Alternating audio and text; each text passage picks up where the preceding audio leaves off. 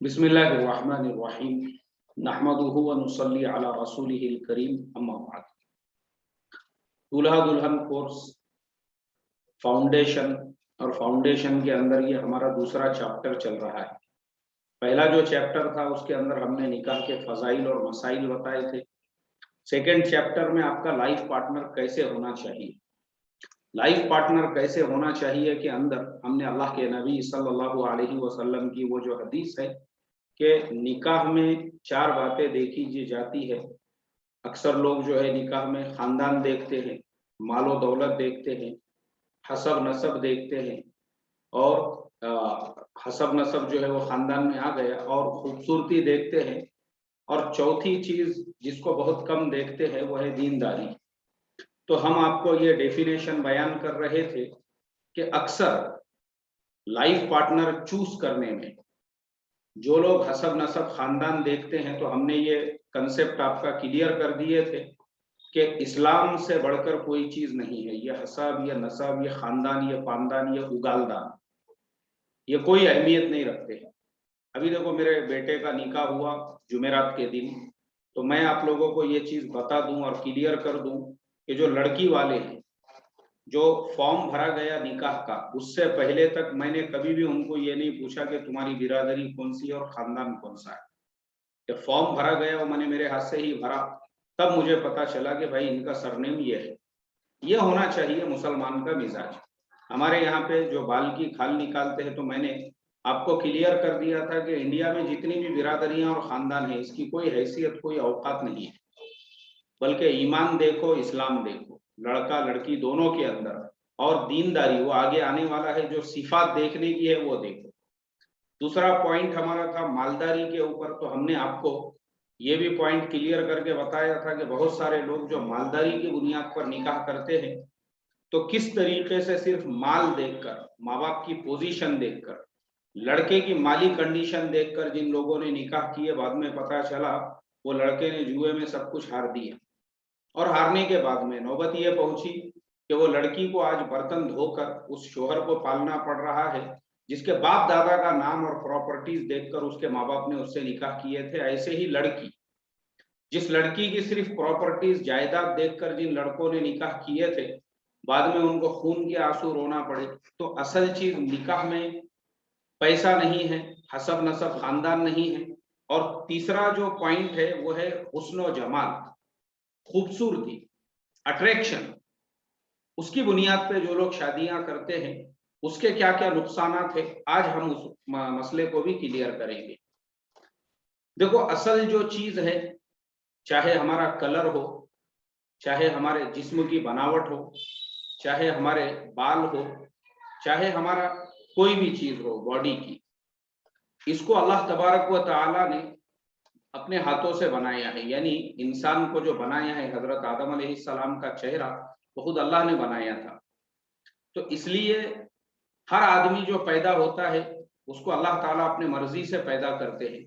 इसीलिए हमारी दुनिया में कोई काला है, कोई गोरा है, कोई पीला है, कोई सांवला है, हर एक का कलर अलग अलग है। ये अल्लाह की तकसीम है। हमने इस पे राजी होना चाहिए। हमने इसके ऊपर राजी होकर फौरन, यानी निकाह के अंदर ज्यादा बाल की खाल नहीं निकालना चाहिए। अभी जैसे मैंने एक वीडियो में बताया था, एक लड़की को मैं समझाने के लिए गया, तो उसकी वालिदा ने बताई कि मौलाना साहब मेरे बेटी को 45 मुसलमान लड़कों ने देखकर उसको रिजेक्ट किया। क्यों हमारे लड़कों ने उसको देखकर रिजेक्ट किए? इसलिए रिजेक्ट किए क्योंकि वो जो लड़की है उसको जो भी देखने के लिए आता था, हर एक जो ख्वाब देख रहा था, किसी को आलिया भट्ट के जैसी चाहिए थी, किसी को कैटरीना कैफ चाहिए थी, किसी ने एंजेलिना जोली के ख्वाब देखा हुआ था। अब वो लड़की देखे तो अरे यार, बोले इसका कलर थोड़ा आलिया के जैसा रहता ना, ब्राइट थोड़ा सा, तो जमता था। थोड़ा इसका कलर डार्क है, बोले ये अपने को नहीं चलेगी, उसको रिजेक्ट कर दिए। दूसरा आया देड़शाना, इसकी हाइट जो है ना, बोले हाइट थोड़ी थोड़ी थोड़ी थोड़ी कम है, बोले ये अगर कैटरीना के जैसी छत को लगे तक इसकी हाइट रहती थी 7.5 फीट की ना, तो परफेक्ट रहती थी, बोले अपने को वैसी चाहिए थी। चौथा देड़शाना आया होशियार, बोले यार वो इसकी पढ़ाई बराबर नहीं है, वो सिर्फ 12वीं पास है, मैं तो ग्रेजुएट हूँ। ऐसा 35 लड़कों ने रिजेक्ट किया। हाँ, फिर अगर जम भी गया, अगर किसी का जम भी गया तो उसने बोला अरे वो शादी तुम कौन से हॉल में देंगे, वो बोले हम वो पुराना हॉल हमारे घर के करीब है। अरे नहीं नहीं, वो हॉल जमेगा नहीं। बोले मुझे वो हॉल के रास्ते में से जब जाते ना तो वहां पे कचरे की कुंडी है, एक लोग सब कचरा लाके डालते बोले वहां पे। तो मैं बोला भाई तू क्या खानदानी अगरबत्ती वाला है क्या, तू खानदानी अत्तर वाला है क्या, तेरे बाप दादा अगरबत्तियां बनाने का काम करते थे जो तूने जिंदगी में कभी कचरा कुंडी नहीं देखा। रास्ते से गुजरेगा तो रास्ते में हर जगह कचरा कुंडिया है, इंडिया में रह रहा तू, कोई स्विट्जरलैंड के अंदर तो है ही नहीं कि तुझे कचरा कुंडी नहीं चाहिए। नहीं नहीं बोले वो फंक्शन हॉल जमीगा नहीं अपने को, रास्ते में कचरा कुंडी है बोले उसके करीब में। ये नखरे हैं हमारे नौजवानों के। 35 लड़कों ने उस लड़की को रिजेक्ट किया। ये मसला है हमारा। अब इसमें प्रॉब्लम्स क्या क्रिएट होते हैं वो मैं आपको बताता हूँ। अगर आप खूबसूरत लड़की देख रहे हैं तो वो लड़की ने भी खूबसूरत लड़कों के अपने माइंड में इमेजिनेशन किया हुआ है। किसी को सलमान खान चाहिए और किसी ने ऋतिक रोशन के तस्वीरें अपने मोबाइल के अंदर लगा के रखा हुआ है, और कोई शाहिद कपूर के जो है आशिक है, तो पता नहीं कोई अलग अलग जो है सारे हीरोज जो है सब उन्होंने अपने उनको आशिक बना के बैठे हुए। और मैंने देखा ऐसी जो लड़कियां होती है जिनका इमेजिनेशन इतना हाई होता है कि जो सलमान खान से और ऋतिक रोशन से नीचे उतरने को तैयार नहीं रहते, बाद में उनके मुकद्दर में जेठालाल ही होता है। जेठालाल तो मालूम होगा ना आप लोगों को। बाद में उनके मुकद्दर में वही वही कोई ना कोई जेठालाल लिखा हुआ होता है, उसी से शादी करना पड़ती है। अल्लाह हिफाजत फरमाए। तो ऐसा जो घमंड है, अकड़ है, और इस तरीके से अपना हुस्न है, जमाल है, खूबसूरती है, चाहे लड़का हो लड़की हो, इसको बिल्कुल आपने अवॉइड करना चाहिए। मैं आपको इसके नुकसान बताऊंगा अभी एग्जाम्पल के जरिए से। देखो असल में होता क्या है, जब कोई लड़का, वो अगर कैटरीना कैफ, करीना कपूर या फिर तुम्हारे आलिया भट्ट के जैसी उसको खूबसूरत लड़की चाहिए, तो वो लड़की के ख्वाब भी वैसे ही होते। अब मान लो किसी तरह से आपने जो है आप किसी गरीब लड़की से शादी करने को तैयार ही नहीं थे, 19-20, आपको तो बस वैसी ही चाहिए थी, तो फिर क्या होगा, वैसे लड़की से आपका रिश्ता टिकेगा नहीं ज्यादा दिनों तक। मैं इसका गवाह हूँ। मेरे पास यहीं पे मैंने एक मियाँ बीवी को समझाया। एक जो है मियाँ बीवी आपस में बहुत झगड़े हो रहे थे उन दोनों के भी दरमियान, और दरमियान में झगड़े होने के बाद में वो तकरीबन किसी तरह से उनका गुजर बसर चला एक दूसरे के साथ में। तो मेरा एक गांव वाला उसके साथ में काम करता था एक जगह पे, तो उसने बोला यार मैं बहुत परेशान हूँ, बोले तुम्हारी पहचानत में कोई मुफ्ती साहब है या कोई दारू लिफ्ता है। उसने बोला हाँ है, मेरे रिश्तेदार ही है, मेरे गांव वाले हैं, तुम जा सकते बोले उनके पास में। मेरा एड्रेस दे के उसने भेजा। यहाँ बैठे वो दोनों भी मियाँ बीवी। तो मैंने जो है वो हस्बैंड से पूछा, मैं बोला भाई क्या प्रॉब्लम है, क्यों झगड़े कर रहे आप। उसने बोला मेरा कोई मसला नहीं है, बोले मैं तो बिल्कुल उसके पूरे हुकूक अदा कर रहा हूँ, और जो जरूरत है वो पूरी करता हूँ, जो उसको चाहिए वो देता हूँ, सारी चीजें मैं उसकी पूरी कर रहा हूँ। तो मैंने वो लड़की से पूछा, फिर वो नकाब में थी, बुर्के के अंदर ऐसा पूरा उसने चेहरा वगैरह ढाका हुआ था। तो वो जो लड़की थी, मैंने उनसे कहा, मैंने कहा आपा जान, आपके शोहर तो बोल रहे हैं कि भाई उनको तो आपसे कोई शिकायत नहीं है, मसला आपका ही है। हाँ बोले मसला मेरा ही है, मुझे इनके साथ में नहीं रहना है। मैंने कहा देखो आपा जान, नहीं रहने के कुछ रीजंस होते हैं, नहीं रहने के कुछ रीजंस होते हैं। जैसे मिसाल के तौर पर शोहर आपको मार रहा है, शोहर लड़ाई झगड़े कर रहा है, शोहर नशा करके आता है और बीवी को कूटता है, या जो आपका हस्बैंड है वो कमाता नहीं है, आपको घर का खर्चा नहीं दे रहा है, ये रीजंस है। उसके 16 रीजंस है, मैं बोला, जिनकी बुनियाद पर आप अपने हस्बैंड से जो है खुला के लिए दरखास्त दे सकती हो, लेकिन विदाउट एनी रीजन, के कोई रीजन ऐसा है ही नहीं। नहीं नहीं बोले वो रीजन ये है ना कि कुरान में अल्लाह ताला ने फरमाया ना, बोले कि अगर तुम नहीं रहना चाहते तो तलाक ले सकते। मैंने कहा वाह वाह वाह वाह आपा जान, माशाअल्लाह, पूरे कुरान में खाली एक ही आयत याद रही तुमको। अगर दोनों में जमरा नहीं तो तलाक ले सकते। कुरान में तो प्यार मोहब्बत की भी आयतें हैं, वो याद नहीं है तुमको? नहीं बोले मेरा नहीं जम रहा, बोल के उन्होंने क्या किया, वो नकाब जो लगाया हुआ था ना वो निकाल दिया उन्होंने मेरे सामने। तो मैं बोला भाई नकाब क्यों निकाले आपने, अभी नकाब लगा हुआ था। नहीं बोले आपको बताने के लिए कि देखो मैं कैसी आलिया भट्ट के जैसी नजर आती हूँ और ये बेचारा जो है जॉनी लीवर के जैसा, मैं नहीं रहना चाहती बोले इसके साथ में। सामने बोली उसने उसके मुंह पे, देखो बोले वो कैसे काले कलोटे है और मुझे देखो बोले मैं कैसी हूँ। मैंने कहा आपा जान आप पहले जो है चेहरे पे नकाब लगाओ, आपकी गलत बात है ये, मैं एक ना महरम हूँ, मैं कोई आपका महरम थोड़ी हूँ, आपने पूरा चेहरा खोल दिए, आप मुझे मुंह से भी बोल सकते, मैं सुन रहा हूँ। तो मैंने वो आपा जान को जो है चेहरा ढांकने लगाया। फिर मैंने उनके हस्बैंड से बोला, मैं बोला यार देखो ये तो नया ही मसला दिख रहा है, ऐसे मसले तो हमारे पास उमूमन आते नहीं है और एक पहली मर्तबा ऐसा मसला आया जिसके अंदर बीवी का कहना ये है। उसके बाद उसके हस्बैंड ने मुझे बताया, बोले मौलाना एक्चुअल में प्रॉब्लम ऐसा है ना, बोले हम लोग गांव में रहते थे, गांव में तो गांव में रहते थे तो दोनों में प्यार था, दोनों में मोहब्बत थी, आपस में जोड़ था, सारी चीजें थी। लेकिन जब हम पूना आए तो पूना आने के बाद में मैंने इसका ग्रेजुएशन कंप्लीट कराया, गांव में इसने सिर्फ 12वीं पढ़ी हुई थी। जब मैंने इसका ग्रेजुएशन कंप्लीट कराया, इसको डीएड करा दिया और इसको कॉरपोरेशन के स्कूल में जो है टीचर की जॉब भी लग गई माशाल्लाह। और उसके अलावा यहाँ पे आने के बाद में जो है इसने इसको पता चला कि फेसबुक क्या होता है, व्हाट्सएप क्या होता है। गांव में ना इसको व्हाट्सएप मालूम था ना फेसबुक मालूम था। यहाँ आके उसने फेसबुक पे अकाउंट खोली, अब देखी कि फेसबुक पे तो पूरा बकरों का बाजार भरा हुआ है, बकरे ही बकरे हैं वहां पे। तब इसको ख्याल आया कि अरे यार मैंने गलती कर दी शादी करने के अंदर, ये काले कलोटे से शादी की, यहाँ तो साला पूरा क्या पूरा बाजार भरा हुआ है। अल्लाह हिफाजत फरमाए, वो औरत तलाक के ऊपर टली हुई थी, शोहर की आंखों में आंसू थे, जिसका बोलना यह था कि इसी औरत ने मेरे साथ में 6 साल गुजारे, 6 साल, हमारी निकाह शादी होके जुम्मा जुम्मा 8 दिन नहीं हो रहे हैं, 6 साल हो चुके हैं। 6 साल तक इसको मैं काला नहीं दिखा, 6 साल तक मैं इसको बुरा नहीं दिखा। आज 6 साल के बाद में इसको लगने लगा है कि बस मैं मिस यूनिवर्स से कम नहीं हूँ और ये जो है क्रिस गेल से छोटा नहीं है। इसके लिए बोले बस इसको मेरे साथ में नहीं रहना है। खैर मैंने तो उनको समझा के भेज दिया, लेकिन बाद में मुझे पता चला वो औरत ने तलाक ले ली उसके साथ में। क्यों? क्योंकि उसका दिमाग खराब हो गया। जो शहर में आने के बाद जब देखी उसने यहाँ के जो है नक्शो निगार जब देखी उसने, तो चमक दमक देखने के बाद में दिमाग खराब हो गया उसका। और दिमाग खराब होने के बाद वो शोहर जिसके साथ 6 साल से जिंदगी गुजार रही थी, उस औरत ने उससे तलाक ले ली। तो असल जो प्रॉब्लम है वो ये है कि जब हम निकाह कर रहे हो ना तो हमने कंप्रोमाइज करना जरूरी है। एक बात याद रखो, आपने निकाह कर लिए, वो लड़की एकदम हसीना है, जमीला है, ऐसा जरूरी नहीं है। वो अगर वाकई में भी उसके माँ बाप ने उसकी सही तालीम किए होंगे, तरबियत किए होंगे, तो वो बिल्कुल आपके साथ में रहेंगी।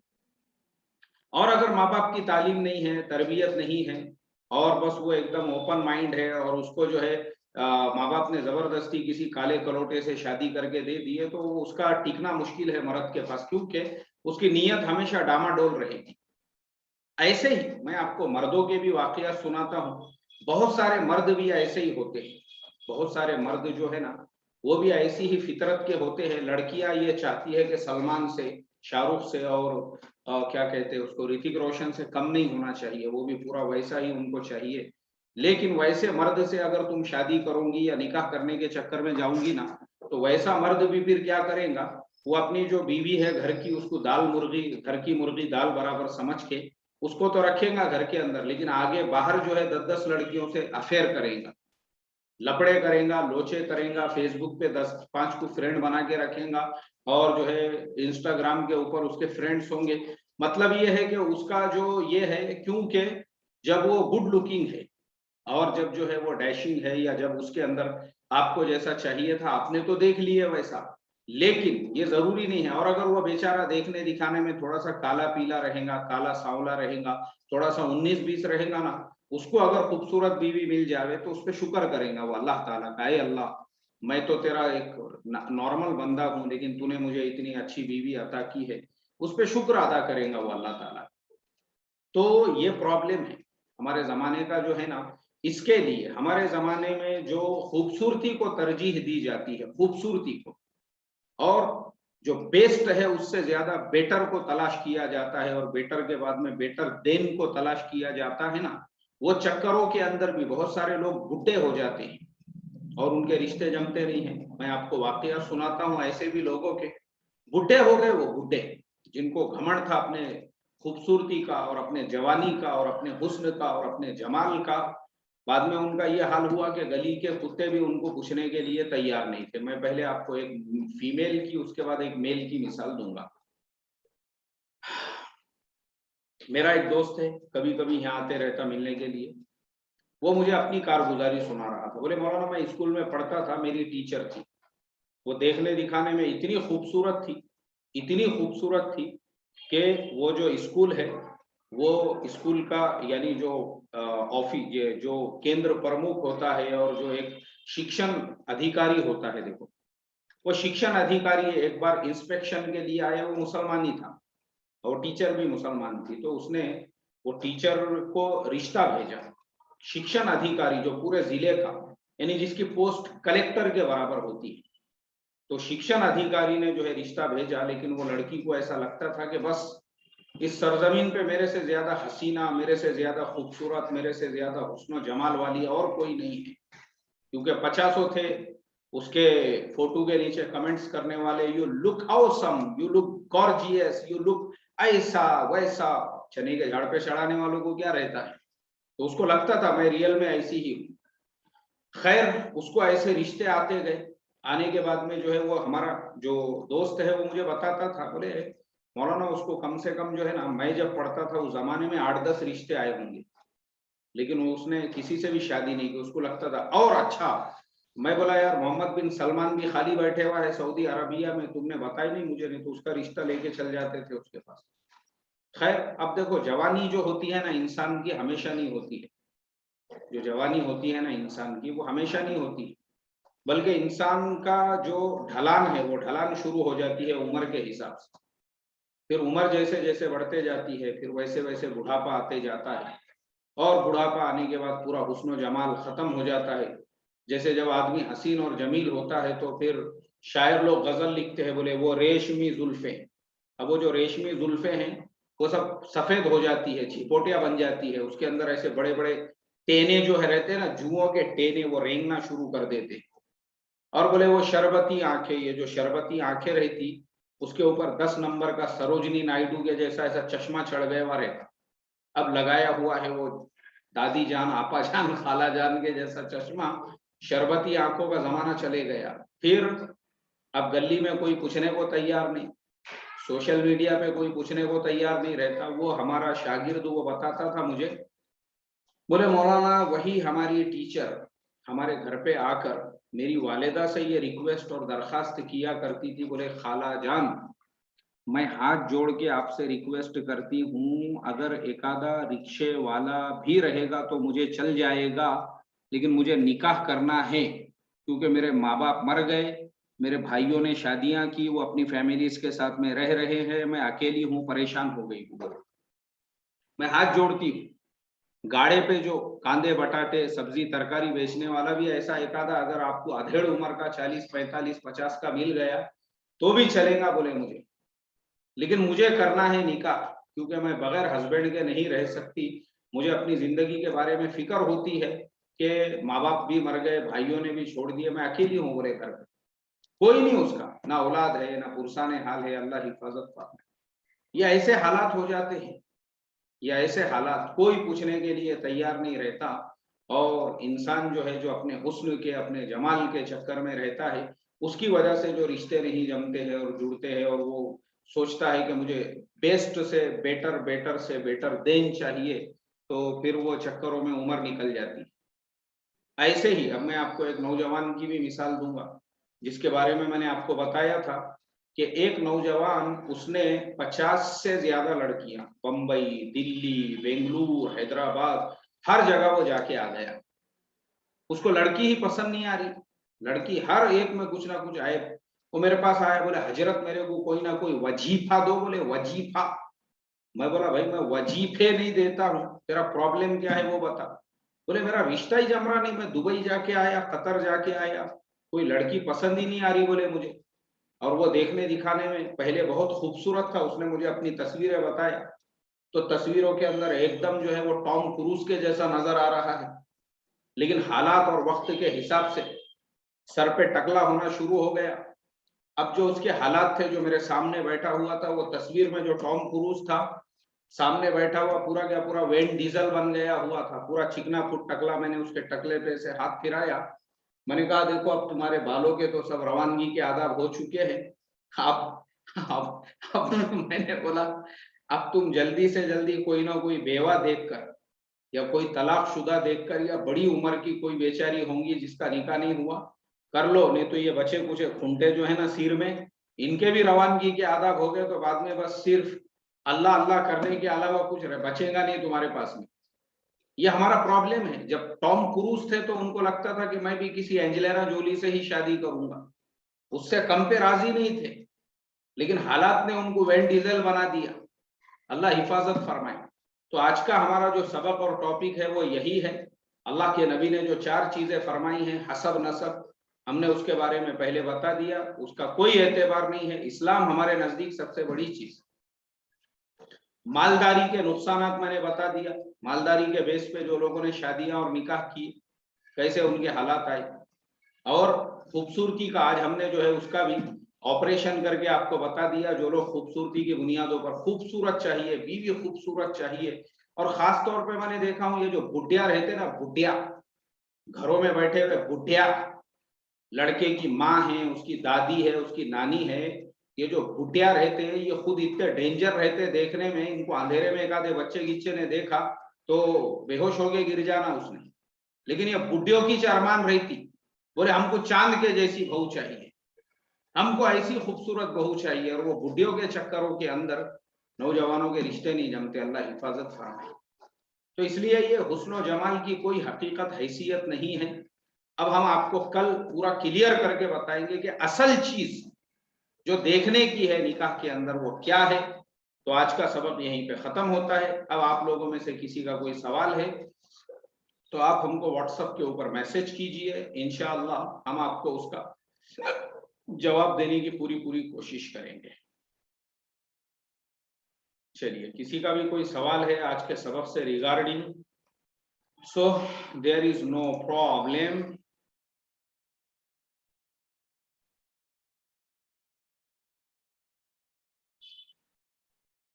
चलिए चलिए, ताल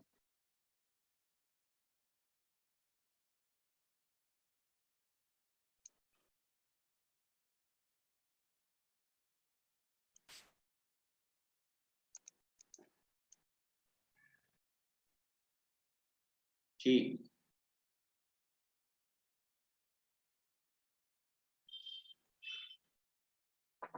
मैं वेट कर रहा हूं आप लोगों के सवाल का। जी,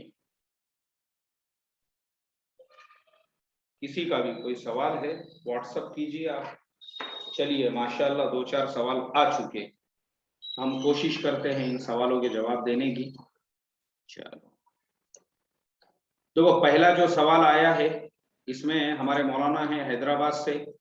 इन्होंने माशाल्लाह लिखा है, भाई जज़ाकल्लाह मौलाना अमीनुद्दीन साहब, आपके ऐसे फीडबैक से थोड़ा सा हमारी हिम्मत अफजाई होती है, हौसला अफजाई के लिए जज़ाकल्लाह।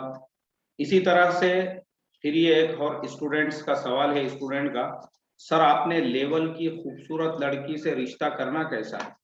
देखो, अगर आपको मिल गया है या 19-20 है, बिल्कुल कर सकते हैं, रिश्ता करने में मना नहीं है। खूबसूरत लड़की से अगर आप रिश्ता कर रहे हैं, मना नहीं है। मैंने आपको ये नहीं बताया कि मना है, मना कहीं पर भी नहीं है। मैंने सिर्फ ये बताया कि सिर्फ खूबसूरती के लिए लड़कियों को रिजेक्ट करना, जैसे मैंने वो वैन डीजल का किस्सा सुनाया आपको, ये गलत है। और बुढ़े हो जाना उसके लिए है, वो गलत है वो। जी, चलिए, दूसरा सवाल। अस्सलाम वालेकुम, मुबारक मौलाना, आपके बेटे हसन हाशमी को एक सबक होना चाहिए शादी वलीमा हसन हाशमी साहब पर। अल्हम्दुलिल्लाह मैंने अपनी बीवी से हुस्न जमाल नहीं दीन देखा हूँ, माशाअल्लाह। जी बिल्कुल, बहुत अच्छी बात है, यही यही चीजें देखना चाहिए। और आपने हसन हाशमी के निकाह का जो बोले, उसमें मैं एक मुस्तकिल सबक बनाऊंगा। असल में मैं आज सुबह में ही सफर से आया हूँ, तो बहुत सारे लोगों का तकाजा था, जो करंट अफेयर्स है उसके ऊपर आप जो है सबक दीजिए, इसलिए मैंने उसी टॉपिक पे दिया। चलो ये क्या लिखा है, एक सवाल ये है, अस्सलाम वालेकुम, तो हमें ये बुड्ढियों को कैसे मनाना चाहिए? बुड्ढियों को मनाने की जरूरत ही नहीं है, बुड्ढियों को मनाने की जरूरत ही नहीं है, बल्कि शरीयत में हुकूक है, राइट्स है। हमारे यहाँ पे जो है राइट्स है, राइट्स मतलब जो लड़का है जिसको जिस लड़की से शादी करना है, अगर वो लड़के को वो लड़की पसंद आ गई, भले वो कैसी भी हो, खत्म हो गई बात। ये हम कौन होते हैं मानने और मनाने वाले? हमारा कोई राइट ही नहीं। ऐसे ही जो लड़की है उसको एक लड़का पसंद आ गया है, वहीं पे चैप्टर क्लोज हो गया। जबरदस्ती जो है, हाँ अगर वो लड़का किसी और कौम का है या लड़की किसी, तो हम समझा सकते हैं बच्चों को खाली ऐसे मसलों के अंदर। लेकिन अगर वो मुसलमान है, शरीफ है, नमाजी है, रोजगार है और लड़की भी जो है, तो कोई मसला नहीं है उसमें। बिल्कुल माँ बाप ने और पेरेंट्स ने जो है हाँ बोल देना चाहिए। There is no any question, क्योंकि ये बुढ़ा बुढ़ियों को उनको बिठाना चाहिए तस्बीह हाथ में देके, दादी बैठो, तुम बैठो, तस्बीह पढ़ो, तुम तस्बीह पढ़ो। अब तुम इस पे से अंदाजा लगाओ, मेरे बेटे का भी जो निकाह हुआ, उसके सगे जो नाना है, सगे नाना यानी मेरे ससुरे साहब, मैंने उनको मना कर दिया। मैं बोला तुम लोगों ने बिल्कुल आना नहीं, उसकी सगी खालाओं को, सगे मामुओं को, और मेरे जो सगे भाई है, मेरे मेरे सगे भाई को, मेरी सगे सगे रिश्तेदारों को, मेरे नाना नानी को, मेरी खालाओं को, मेरे अपने रिश्तेदारों को भी मैं बोला कोई आएगा नहीं निकाह में, किसी को इजाजत नहीं है आने की, मना कर दी। अगर हम अपनी जगह पे कुरान और हदीस और शरीयत की बुनियाद पे फैसला लेते हैं तो कोई रोकने वाला नहीं है। बुढ़ियों को मन्ना मनाना, बुढ़ियों के निकाह नहीं करना है, उनको बोलना तुम्हारा हो गया गया, जिसका निकाह होने वाला है शरीयत ने उसको पूरा फ्रीडम और राइट दिया हुआ है, उसको अपने हिसाब से उसका लाइफ पार्टनर चूज करने दो। और बुढ़े बुढ़ियों की भी मैं आपको कल एक दो वाकया सुनाऊंगा। ये बुढ़े बुढ़ियां अपने पोतरे नवासियों की जिंदगियां कैसे बर्बाद करते हैं, ये आने वाला है आगे।